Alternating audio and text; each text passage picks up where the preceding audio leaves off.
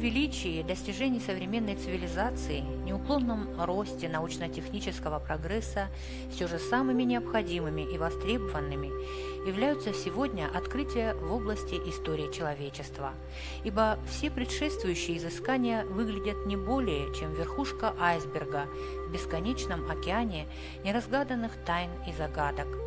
Известный художник-просветитель и посвященный Николай Рерих писал: «Счастливы должны быть осетины, измеряя славные корни свои». И еще: «В сужденное время земля откроет недра свои и удивит сокровищами, сокрытыми в ней». Еще более загадочно звучат слова его супруги и соратницы Елены Рерих: «Кавказ есть вершина будущей эры. Аланы пусть помнят, что их горы хранят талисман высших сил, что они есть магнит Азии, и в сужденный срок засияет магнит третьей вершины, священного треугольника Гималаи, Алтай, Кавказ, и здесь будет пылать свет Бога, сияние небесное». Эти удивительные высказывания не могут оставить равнодушными людей, пытающихся заглянуть вглубь тысячелетий, чтобы соприкоснуться с бесценным достоянием своих далеких и таинственных предков, наследников ариев, детей огня нартов, асов, скифов, сарматов и алан. Это воистину святая святых, история этого некогда могучего и всесильного конгломерата народов. То, что сегодня под непроницаемым пологом тайны сокрыты достоверные сведения о его жизни и великих деяниях, это, несомненно, воля Бога, так как, судя по священным писаниям, не настало еще время для их обнародования. А может быть, высшие силы ждут, чтобы потомки этого народа сами смогли очнуться от векового сна и сами восстали из пепла, словно птица Феникс, на генетическом и духовном уровне, осознав самих себя, свою кровь и свое предназначение в этой жизни. Название потомков Алан и, соответственно, их предшественников сарматов и скифов, создателей нартского эпоса, претендуют все народы Кавказа, хотя при этом мало кто из них сохранил суть нравственно-этических норм поведения и сакральность древних традиций. Между тем, все это, а также уникальную религию, а самое главное язык скифов и алан, сквозь пучину времени пронес лишь один народ – осетины, на несколько столетий исчезнувшие со страниц истории после нашествий татаро-монголов и Тамерлана, разбивших великое аланское государство и сумевшие выжить в горах Центрального Кавказа древней колыбели своего народа. Свидетельством этому являются памятники древней аланской письменности, запечатлевшие живой и по сегодняшний день осетинский язык. Наиболее старый памятник древнеосетинского письма относится к XIV веку до нашей эры. Древнее осетинское письмо, по мнению Георгия Турчининова, старше греческого царства по крайней мере на 5 столетий. Удивительно, что надписи, обнаруженные на предметах, найденных преимущественно в захоронениях и носящие чисто бытовой характер, этнически и сегодня соответствуют менталитету осетин. Это и амулеты, обереги, альчики, утварь и так далее, назначение и смысл надписей которых легко расшифровываются с помощью сохранившегося по сей день религиозного мировоззрения далеких предков осетинского народа. Однако их великие предшественники, к сожалению, не оставили памятников письменности в традиционном понимании этого слова, с рассказами о подвигах героев, о победах и поражениях, об истории своих народов. О времени легендарных предков сегодня можно судить лишь по устному народному творчеству, свидетельствам современников, археологическим и архитектурным памятникам. Находки, обнаруженные учеными в разных концах света, свидетельствуют о существовании в древние времена великой культуры, создаваемой кубанцами, скифами, сарматами и аланами. Причем можно говорить о мощи и живучести ряда древних символов, упорно пробившихся сквозь минувшие века и сохранившихся до сегодняшних дней. Орнамент и рисунки древних мастеров были отнюдь не игрой фантазии, они имели религиозно-магический смысл и ритуальное значение, лишь этим объясняется их неизменность. Однако это тема отдельного большого интересного разговора, а сегодня наш рассказ об архитектурном наследии могущественного аланского государства, христианских храмах, памятниках зодчества X века.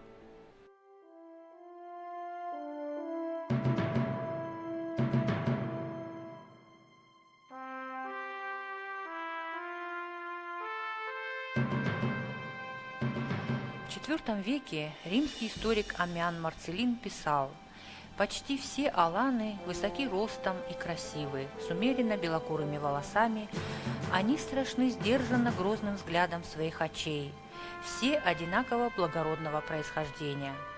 Епископ Мариньоли, хорошо знакомый с аланами, называл их самым величайшим и благороднейшим народом в мире. «Всех красивее и храбрее мужи их», утверждал он. Шапух Багратуни в IX веке писал: «Алания – страна, полная всяческих благ. Есть в ней много золота и великолепных одеяний, благородных коней и стального оружия, кольчуг и благородных камней». В X веке арабский путешественник Масуди свидетельствовал, что аланский царь выступает в походах с 30 000 всадников. Он могуществен, мужествен, очень силен и ведет твердую политику среди царей. Царство Алан сильнее и крепче всех народов, которые живут вокруг него. Византийский монах Юлиан, живший в Западной Алании в 1235 году, замечал, что аланы с большим почтением относятся к кресту, с которым можно безопасно ходить, несмотря на междоусобицы и распри. Однако, надо заметить, что крест был для алан не атрибутом принятого аланами христианства, а гораздо более древним сакральным символом их собственной религии, которой народ оставался верен с незапамятных времен. Принятие христианства таким мощным, как свидетельствуют современники государством, каковым была Алания к X веку, было продиктовано в первую очередь завещанными ей предками тайными знаниями о строении мироздания, существовании Бога и высших сил, которым они всегда поклонялись. И поэтому весть о Христе Алания восприняла одной из первых. По всей стране в начале X века стали возводиться величественные монументальные купольные храмы. Начало процесса массовой христианизации относится к 901-907 годам, а нижнеархызское городище Маас было до середины XII века центром Аланской епархии и резиденцией ее епископов. Христианство имело прогрессивное значение для Алании, так как содействовало процессу централизации и объединения отдельных княжеств в единое государственное образование. Выдающиеся памятники средневекового аланского зодчества – 5 храмов, расположенных сегодня на территории Карачаево-Черкесии, свидетельство незаурядного таланта и высокого мастерства их создателей. 3 из них находятся на территории бывшего аланского города Мааса. Мы с вами не случайно находимся на этой, можно сказать, святой поляне, потому что один за одним здесь идут храмы, верхний храм или южный храм, средний храм перед вами, и несколько ниже находится северный храм. Все они однотипны по архитектурному построению, и, видимо, не случайно лик Христа, который мы наблюдали с той стороны реки, и взор лика Христа обращен в сторону храмов. На самом деле, эта часть Алании и именно вот Нижний Архыз являлся центром, политическим и духовным центром. И знать вся находилась здесь. Судя по погребениям, которые расположены несколько выше лика Христа, довольно значительные, и произведя необходимые такие расчеты несложные, население доходило по некоторым меркам до 30 000 человек. Это довольно крупное городище. Конечно же, связано оно было с торговлей, с прохождением вот этих караванных путей. И не просто так они здесь, конечно, появились, а это место и стратегически, и политически являлось таким перекрестком на западе Кавказа. И поэтому вот в начале уже IX века отстроен, это кафедральный собор, средний собор, храм, остальные храмы поменьше, но точно так же замысел везде один и тот же. К сожалению, на сегодняшний день утрачена фресковая роспись, из них мы будем иметь возможность посмотреть фресковую надпись на Сентинском храме, А вот храмы, которые расположены здесь, они, кроме как вот архитектурного построения, мы больше ничего не сможем увидеть. Если сверху посмотреть и посмотреть на фундамент, то равносторонний крест получается. Апсидность ее на кафедральном соборе менее выражена, но зайдя вовнутрь, очень четко по куполу сразу можно посмотреть ориентированность по частям света. А вот остальные храмы поменьше, там уже четко и стены, и все остальное ориентированы по частям света. Здесь надо отметить одну деталь. С христианством одновременно, с приходом христианства, здесь на территории три письменности синхронно существовали. Греческая, руническая и арабская. В основном, если, к примеру, Сентинский храм сохранились более или менее отрывки небольшие греческой письменности, то здесь в более древних храмах, эти храмы на порядка 150-200 лет старше, здесь чаще уже встречается руническая надпись. И здесь найдены, кстати, и саркофаг, всем известный саркофаг, он находится в городе Ставрополе. Гробница это аланского периода.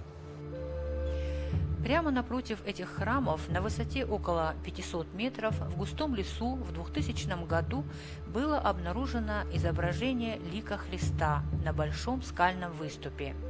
С тех пор тысячи паломников неустанно поднимаются к нему по крутой извилистой горной тропе, чтобы поклониться, возможно, самому древнему изображению Сына Божьего.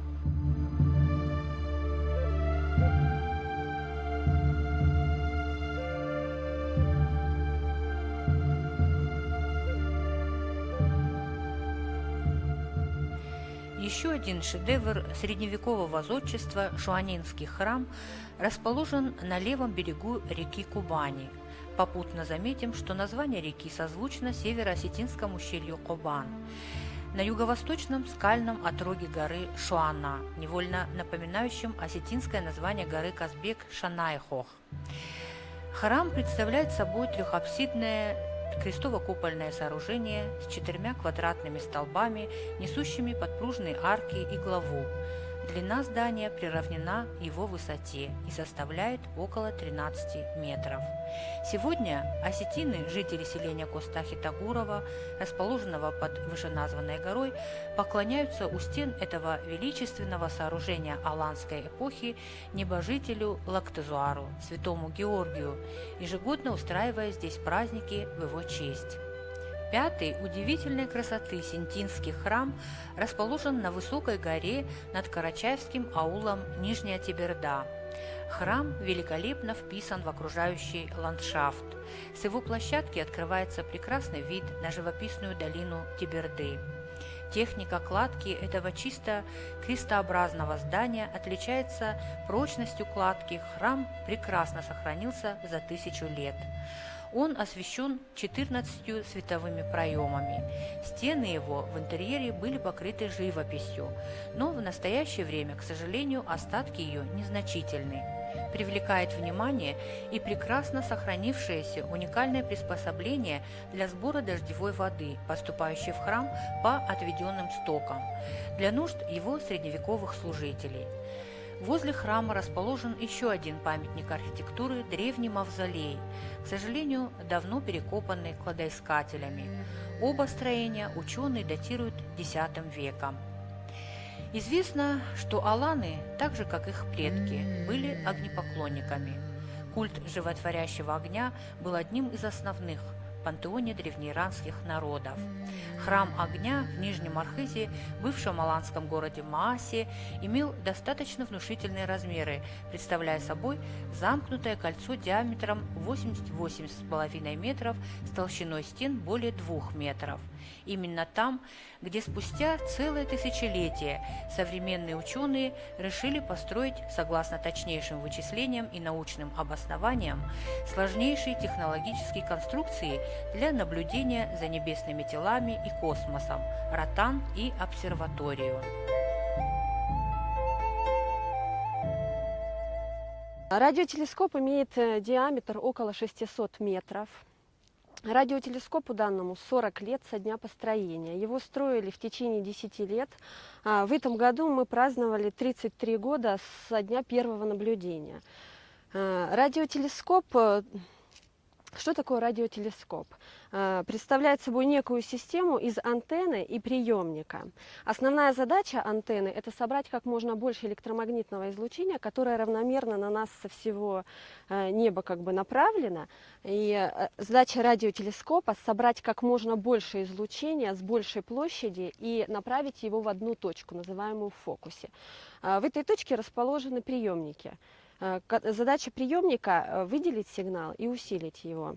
Основным преимуществом радиотелескопа является возможность получения мгновенного спектра, и поэтому в мире ему аналога нет. Очень много было в советское время затрачено на производство этой обсерватории. Зеркало диаметром 6 метров.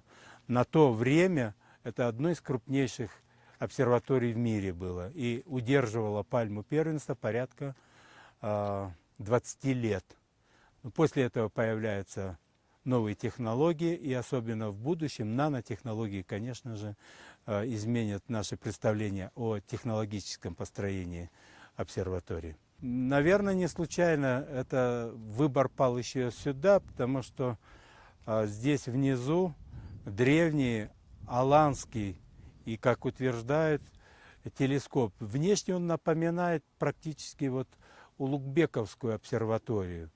Диаметр его довольно значительный, но с высоты птичьего полета можно четко заметить вписанный в этот круг восьмигранник. Эти грани определяли определенные части и отметки, и аланы, пользуясь этим астрономическим инструментом, ведь умели пользоваться этим астрономическим инструментом. К сожалению, на сегодняшний день мы навыки пользования не знаем, утеряно. Этому способствовали некоторые исторические события на рубеже XII-XIII века и, конечно, разрушение, которое подверглось она в дальнейшем. Так что спустя тысячелетия, не случайно, наверное, все-таки повторяется, человечество выбрало это место не случайно. Так что новая обсерватория стоит на земле прежних предков наших. О том, что население средневековой Алании было многочисленным, свидетельствует огромная территория, на которой были обнаружены древние захоронения. Встречаются здесь и каменные изваяния, названные менгирами, имеющие аналоги также и в других местах проживания алан и скифов. Поля былых сражений, подземные и полуподземные склепы дали много материалов для краеведческих и столичных музеев. Вот здесь на протяжении этого это все аланские захоронения, отсюда тоже их видно. Это нужно снимать, я их по этим везде полазил, я не знаю. Захоронения, они и надземные, и подземные, или какие они? Именно Ирон Амад. Амад Коттой меня авто. Нажу. А так авто не чеканы, по-моему. Или лагерь Камдарфек, что дурой аманец, не? Амте меня казахи дурой. Амад, что. И это все на протяжении от этого ущелья, до сюда, это все это происходит. Захоронение. А где люди живут? Жили, это именно эта платформа, она не сносилась как таковая. Где мы сейчас живем, она... Получается, на захоронение Нет, ниже захоронения. Это села, это именно. Можно так сказать, наверх, сюда, вы сейчас туда поедете к Синтинскому храму, а это же все связано, Синтинский и Шуанский, да? Шуана. Здесь все это дороги были. Даже где-то и подземные ходы. Это все, это не только захоронение. И в то же время здесь происходила война. Война когда шла, настолько с металлоискателями идут, просто тропа идет, просто и находят, раз там девушка лежит, скелет, убитая стрелой, например. Черепа находят, пробитые стрелами. именно не аланскими стрелами, которые они у них идет такое заострение четырех, а именно как монгольские. Именно вот такая, она просто идет, пятерня такая, острая. Конечно.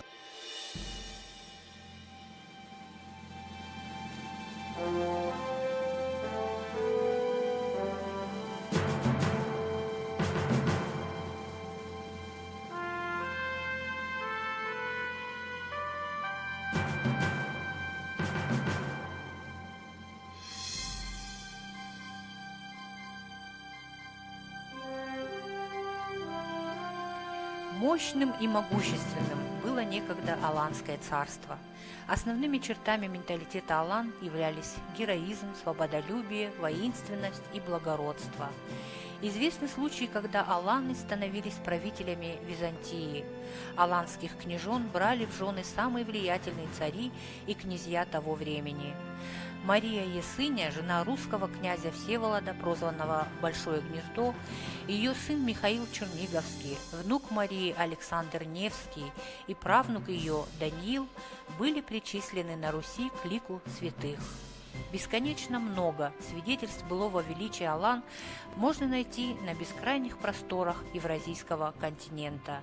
И как бы хотелось, чтобы нынешнее поколение сумело соответствовать своим предкам в их силе, мужестве, благородстве, а самое главное – в их духовном величии.